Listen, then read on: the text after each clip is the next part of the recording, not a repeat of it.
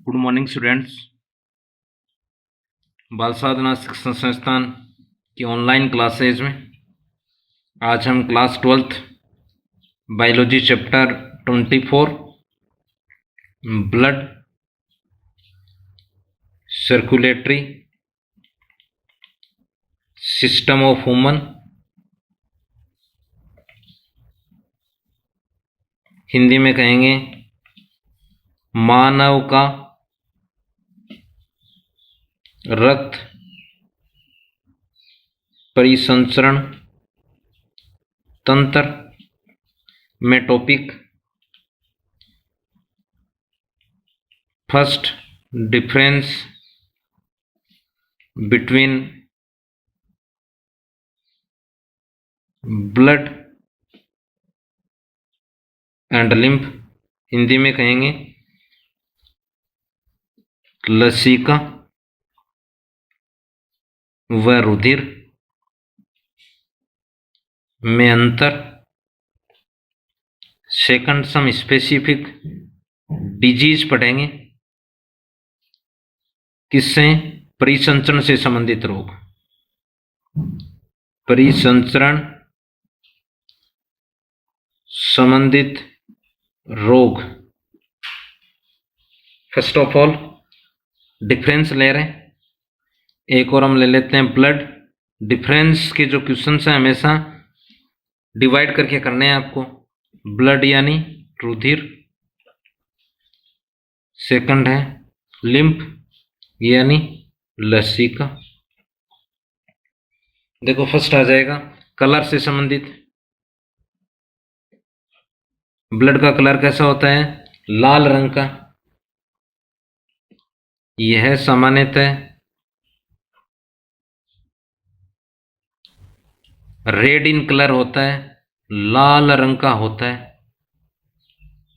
Previous online class में हमने lymph के बारे में पढ़ा है। यह कलरलेस होता है यानी रंगहीन होता है, क्योंकि इसमें आरबीसी नहीं है, डब्ल्यूबीसी अधिक होती हैं, रंगहीन होता है। फर्स्ट। सेकंड है आरबीसी से संबंधित। अगर हम इसमें लें, इसमें आरबीसी अधिक संख्या में उपस्थित हैं, अधिक संख्या में आरबीसी उपस्थित होती हैं। यहां शॉर्ट में लिख रहा हूं मैं, आरबीसी हैं वो एब्सेंट होती हैं। नेक्स्ट है डब्ल्यूबीसी। ब्लड में सामान्यतः डब्ल्यूबीसी पाई जाती हैं, परंतु संख्या में कम होती हैं, यानी डब्ल्यूबीसी संख्या में कम उपस्थित। इसमें आ जाएगा डब्ल्यूबीसी संख्या में ऊपर एरो का अर्थ है अधिक उपस्थित होती हैं। नेक्स्ट है प्रोटीन। ये बिंदु भी प्रीवियस ऑनलाइन क्लास में हमने पढ़ा है। प्रोटीन अधिक मात्रा में उपस्थित, अधिक मात्रा में उपस्थित होती है। इसमें प्रोटीन कम मात्रा में पाई जाती है, कम मात्रा में। नेक्स्ट है पोषक पदार्थ वो ऑक्सीजन। एक हम ले लेते हैं ऑक्सीजन। इसमें ऑक्सीजन अधिक होती है, इसमें ऑक्सीजन कम होती है। इसमें एक आ जाएगा न्यूट्रिएंट। इसमें न्यूट्रिएंट्स, क्योंकि ब्लड ही सप्लाई करता है तो न्यूट्रिएंट्स अधिक होते हैं, इसमें न्यूट्रिएंट्स कम मात्रा में। नेक्स्ट आ जाएगा यह तरल संयोजी उत्तक है। 2 चैप्टर में बिंदु हम पढ़ चुके हैं। फ्लूइड कनेक्टिव टिश्यू, ये क्या है? रुधिर का छना हुआ भाग होता है। लसिका,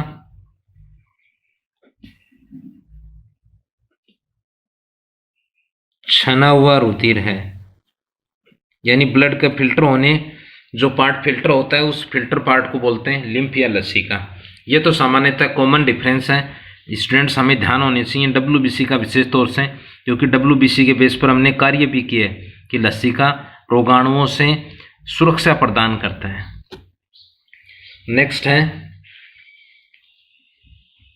परिसंचरण से संबंधित रोग। बिंदु ये आ जाएगा disease related to heart, deeply हमने पढ़ा हृदय व हृदय की संरचना, एंड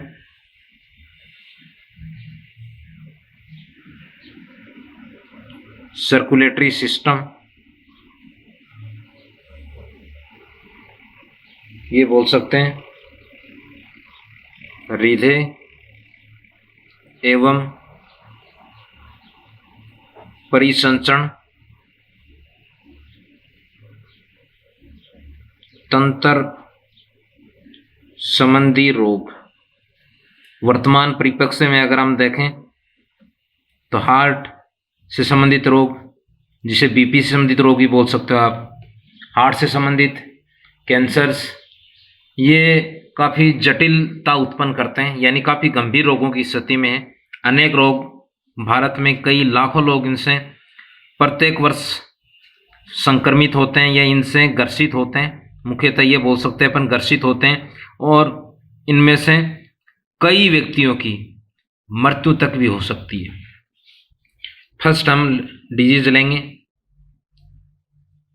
हाइपरटेंशन, इसे बोलेंगे उच्च रक्तचाप। ये अनुभव किया होगा आपने कुछ बार कि हम डॉक्टर के पास हॉस्पिटल में कुछ बार आपने देखा होगा, ये एक विशेष प्रकार का इंस्ट्रूमेंट होता है स्पिग्नोमेनोमीटर, उसके द्वारा ब्लड प्रेशर का वो मापन करते हैं। हाथ का जो बाजू पार्ट है उसमें ग्रीन क्लॉथ्स को फोल्ड किया जाता है, एक नली नुमा संरचना से एक ओवल शेप संरचना जुड़ी रहती है जिसे डॉक्टर प्रेस करते हैं, कभी उसको रिलैक्स करते हैं। साथ में उनके एक स्केल लगा होता है जिसमें एचजी फिल रहता है, उस स्केल में निरंतर कुछ मार्किंग किए होते हैं स्केल पर, वहाँ से डॉक्टर बीपी को मेजर करते हैं। कुछ बार उसे कॉन्ट्रैक्ट करते हैं, कुछ बार उसको रिलैक्स करते हैं, तो कॉन्ट्रैक्ट में कितना होता है, रिलैक्स में कितना है, ये सामान्यतः है। यदि व्यक्ति का आ रहा है तो वो नॉर्मल है, ये नॉर्मल ह्यूमन में, यानी डॉक्टर जैसे कॉन्ट्रैक्ट कर रहा है तब यदि बीपी आ रहा है 120 उस स्केल में, और यदि उसको अंडाकार जो बॉलनुमा संरचना ग्रीन ग्रीन उसे रिलैक्स कर रहा है, स्थिर कर रहा है, उस समय यदि 80 आ रहा है तो उस व्यक्ति में ब्लड से संबंधित या बीपी से संबंधित विकार नहीं है। ये तो सामान्यतः है स्वस्थ व्यक्ति में 120/80 mm ऑफ Hg बोलते हैं। ये Hg उसमें लिक्विड अवस्था में धातु रहती है और स्केल लगा रहता है, उस स्केल पर इसको मेजर किया जाता है। दूसरा, अगर ये हम ये देखें कि यदि 120 से अधिक, यहाँ 80 से अधिक, तो उसे बोलेंगे हाइपरटेंशन। यदि ये है बीपी 120 से अधिक, 80 से अधिक mm ऑफ Hg, इसे बोलेंगे हाइपरटेंशन। देखो एक आपकी बुक में नहीं दे रखा है, यदि हम ये करें 120/80, ये तो नॉर्मल व्यक्ति में, यदि इससे कम हो जाए तो उसे बोलेंगे हाइपोटेंशन। ये शब्द भी ध्यान में रखना आप। कुछ बार आपने सुना होगा बीपी कम हो जाना, रक्तदाब कम हो जाता है, उसमें ये स्थिति है। ये है किसमें, हाइपरटेंशन में ये स्थिति रहती है। देखो इसे परिभाषा के रूप में लिखें, जब धमनी रुधिर, आर्टरी रुधिर बोलेंगे, का परकुंचन दाब, यानी डॉक्टर जब उसे कॉन्ट्रैक्ट करेगा तब परकुंचन दाब 140 या इससे अधिक भी हो सकता है, अथवा उच्च, तथा अनुस्तीलन दाब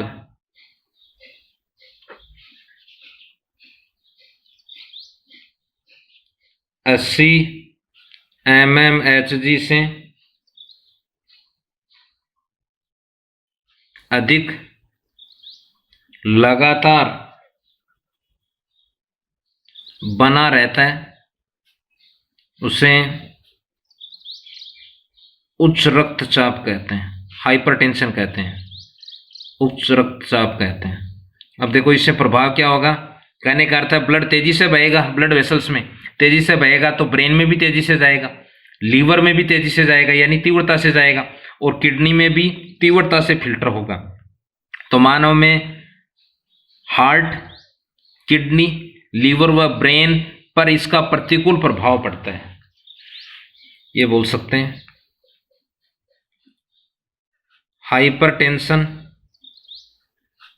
से ये ध्यान कर लेना, लगातार ऐसी स्थिति रहने पर, यह नहीं कि कुछ समय किसी कारणवश कुछ बार हाइपरटेंशन की स्थिति में मनुष्य की रहती है, परंतु यदि ये लंबे समय तक ये स्थिति रहती है तब हाइपरटेंशन से हार्ट, लीवर, ब्रेन, हृदय, यकृत, जिगर भी बोलते हैं, मस्तिष्क व किडनी, वृक्क, रीनल भी बोलते हैं, पर प्रतिकूल प्रभाव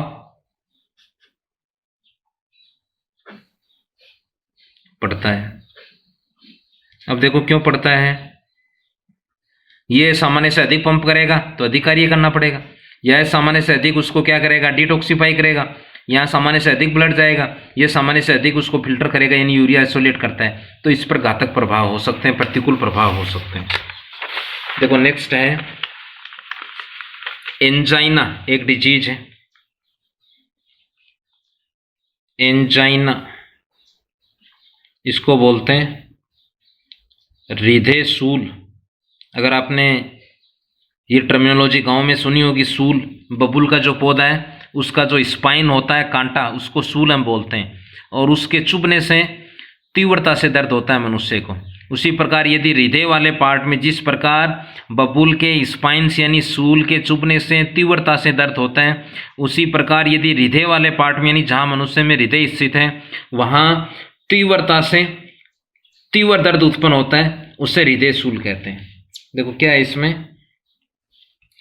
हृदय पेशी को, हृदय पेशी, तीन प्रकार की पेशी हम पढ़ेंगे कंकाल तंत्र में, स्मूथ मसल्स, स्केलेटन मसल्स, कंकाली पेशियां, तीसरी कार्डियक मसल हृदय पेशी बोलेंगे। हृदय पेशी को ऑक्सीजन पर्याप्त मात्रा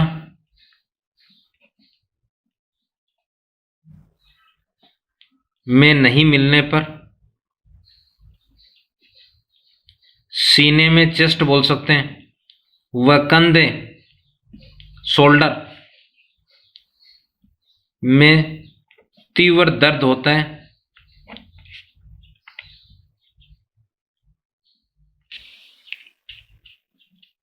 जिसे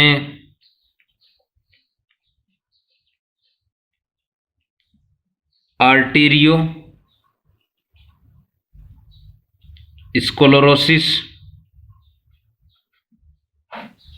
या एंजाइना कहते हैं, एंजाइना कहते हैं। तो सूल से ध्यान में रखना, आपको चुभने पर दर्द होगा तीव्रता से, तो यदि हृदय वाले पार्ट में जहाँ हृदय स्थित सीने में या उसके पास में कंधे में तीव्र दर्द हो रहा है, ऐसा कब होगा, हृदय पेशी को पर्याप्त ऑक्सीजन नहीं मिलेगी तब।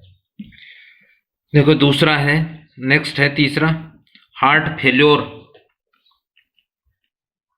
हृदय का फैल होना यानी हृदयाघात, हार्ट फेल्योर, हृदयाघात, हृदय प्लस आघात यानी हृदय पर चोट लगने। अब चोट लगने का अर्थ यह है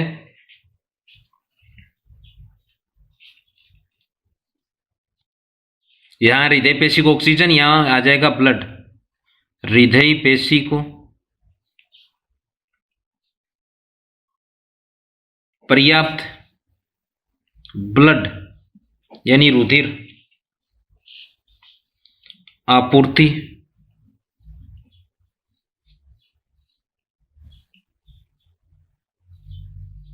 अचानक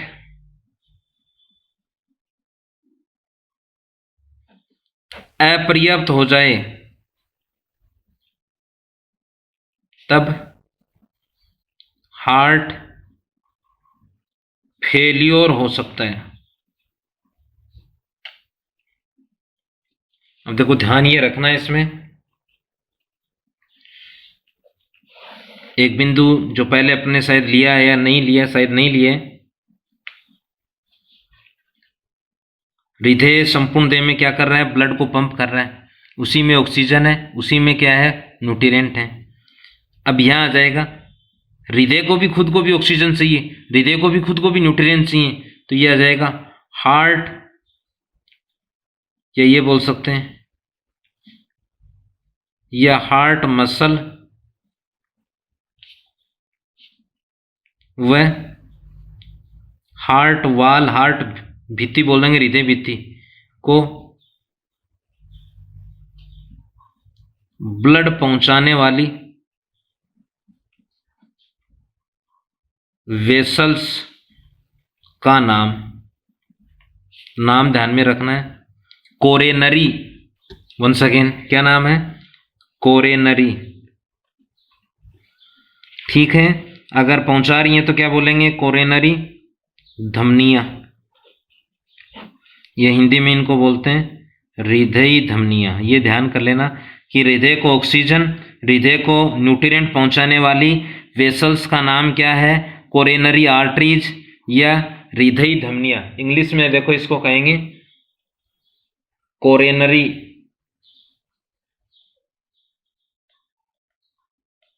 आर्टरीज। अगर वेन्स पूछे तो कोरोनरी वेन, यानी हृदय से जो CO2 वापस लेकर जाने वाली है, हृदय से, हृदय की पेशी से, हृदय की भित्ति से, उसे क्या बोल देंगे, वो आप ध्यान कर लेना इसमें, उसे कोरोनरी वेन कहेंगे, हृदयी शिरा कहेंगे। देखो नेक्स्ट फोर्थ है, इसमें जो डिजीज है वो है एथ्रो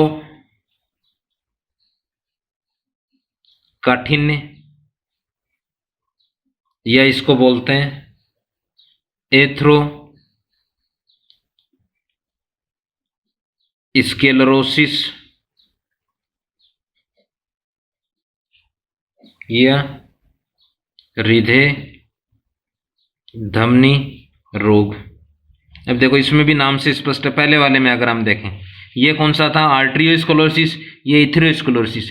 काठिन्य यानी ब्लड फ्लो में कठिनता उत्पन्न होना, यानी आसानी से ब्लड फ्लो नहीं होना, तो ये बोल सकते हैं ब्लड वेसल्स में जब वसा, कैल्शियम या कोई रेसामय उत्तक जमा हो जाता है, ऐसी स्थिति में उनकी गुहा संकरी हो जाती है, ब्लड प्रॉपर रूप से फ्लो नहीं हो पाता है, उससे जो रोग होगा वो इथेरोस्क्लेरोसिस या इन्थीरोकाठिन्य, कि जब धमनियों में, आर्टरीज में कैल्शियम के, फैट के या रेसा उत्तक के जमाव के कारण ब्लड पूर्ण रूप से या पर्याप्त आसानी से बह नहीं पाता है, जिससे इनकी गुहा संकरी हो जाती है।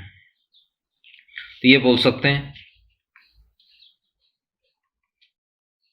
जब धमनियों में कैल्शियम, वसा एवं रेसा उत्तक का जमाव हो जाता है, तब इनकी यानी धमनी गुहा संकरी हो जाती है।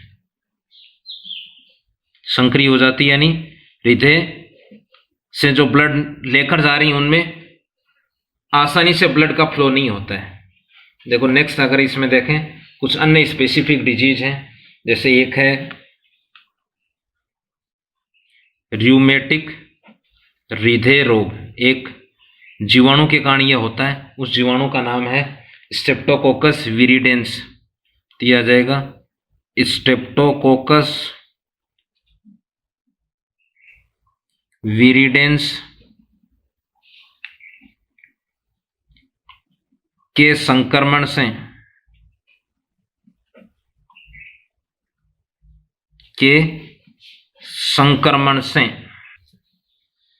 हृदय कपाट ठीक से कार्य नहीं करते हैं,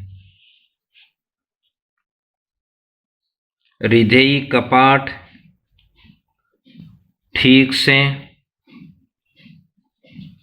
कार्य नहीं करते, जिससे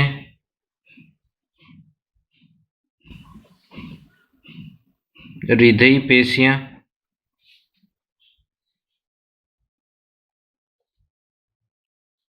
कमजोर हो जाती हैं। अब ये ध्यान कर लेना, वाल बोलेंगे, 3 प्रकार के वाल पढ़े हमने, वो आपको आंसर देने हैं उनके कमेंट बॉक्स में कि हृदय में उपस्थित वाल कौन कौन से हैं। 3 पढ़े हैं, 2 के नाम तो संख्या से संबंधित हैं, तीसरे का भी संख्या से संबंधित है परंतु हाफ शब्द आता है उसमें, तो तीनों के नाम देने हैं आपको। नेक्स्ट है हार्ट ब्लॉक, इसे बोलेंगे हृदय अवरोध।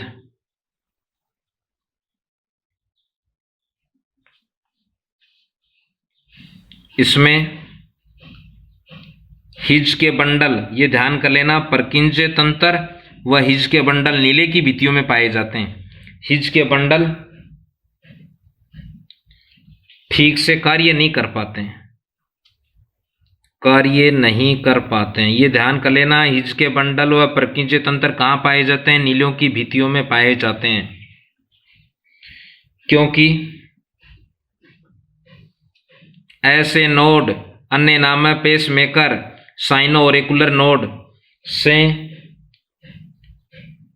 उत्पन्न आवेग नीलों तक पहुंच नहीं पाता है, पहुंच नहीं, वंस अगेन पहुंच नहीं पाता है, जिससे आगे परिसंचरण नहीं होगा, परिसंचरण रुक जाता है। देखो नेक्स्ट है पेरी कार्डियाटिस, हृदय के चारों ओर एक आवरण पाया जाता है, उसे कार्डियम कहते हैं। 3 पढ़े हैं अपने, एपी, एंडो और मायो। तो पेरिकार्डियम में फ्लूइड पाया जाता है, पेरिकार्डियल फ्लूइड, उसमें उसकी मात्रा बढ़ने से सूजन आ जाता है, तो ये आ जाएगा जीवाणु के संक्रमण से, स्ट्रेप्टोकोकस जीवाणु ही होता है, कि जीवाणु के संक्रमण से पेरिकोर्डियम, पेरी यानी चारों ओर, कोर्डियम यानी कार्डिया, एक हृदय बोलते हैं इसे, में सूजन आ जाती है, इन्फ्लेमेशन बोलते हैं इंग्लिश में, सूजन आ जाती है, जिससे पेरिकार्डियल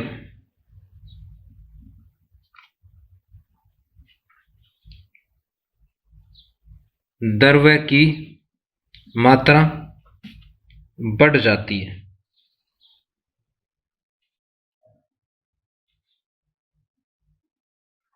जिससे हृदय बढ़ जाता है। देखो नेक्स्ट है, अगर हम लें मायोकार्डियल इन्फेक्शन, हार्ट अटैक भी बोलते हैं इसे, मायोकार्डियल इन्फेक्शन,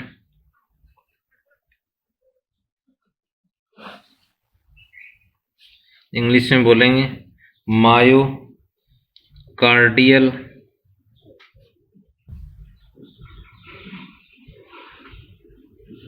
इन्फेक्शन, सामान्य अर्थ में क्या बोल देते हैं इसे? Heart attack. इसे हार्ट अटैक भी बोलते हैं।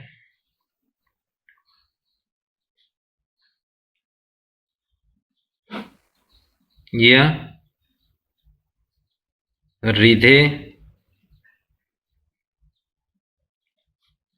आघात भी कहते हैं।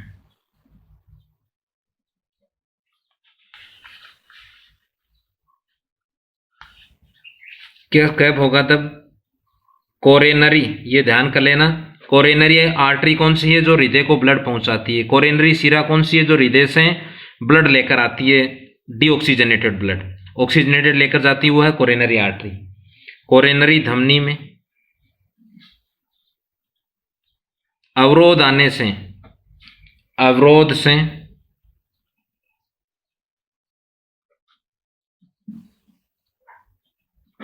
हृदयी पेशियों को पर्याप्त ब्लड नहीं मिलता है, जिससे पेशियां क्षतिग्रस्त या पूरी क्षमता से कार्य नहीं कर पाती हैं। तो ये ध्यान कर लेना, ब्लड को, हृदय को ब्लड पहुंचाने वाली चाहे हृदय पेशी हो, हृदय भित्ति हो, कोरोनरी आर्टरी, हृदय से लेकर आने वाली कोरोनरी वेन, मायोकार्डियल इन्फेक्शन करने नाम के हार्ट अटैक कब होगा, जब इसमें अवरोध होगा कोरोनरी आर्टरी में, तो पेशियां प्रॉपर रूप से काम नहीं करेंगी, पूरी क्षमता से क्षतिग्रस्त भी हो सकती हैं। इसके अलावा कपाटीय रोग, 3 प्रकार के कपाट हैं, यदि उनमें विकृति आ रही है किसी कारणवश तो विपरीत प्रवाह हो सकता है, क्योंकि कपाट का कार्य क्या है, विपरीत प्रवाह को रोकना। ऐसे हमने एलिमेंट्री कैनाल में भी आगे हम पढ़ेंगे। मुख्यतः कपाट या वाल का कार्य होता है विपरीत, ब्लड के विपरीत प्रवाह को रोकना। यदि कपाट पूर्ण रूप से काम नहीं करेंगे तीनों तो विपरीत प्रवाह होगा, प्योर व इम्प्योर ब्लड मिक्स हो सकते हैं, तो उसको कपाटीय रोग कहेंगे। एक है कोरोनरी थ्रोम्बोसिस, इसमें रक्त धमनियों में थक्का जम जाता है। एक और हम बोलें अगर कोरोनरी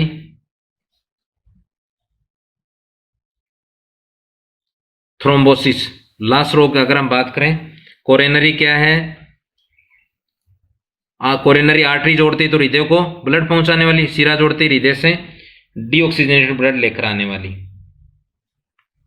कोरोनरी धमनी में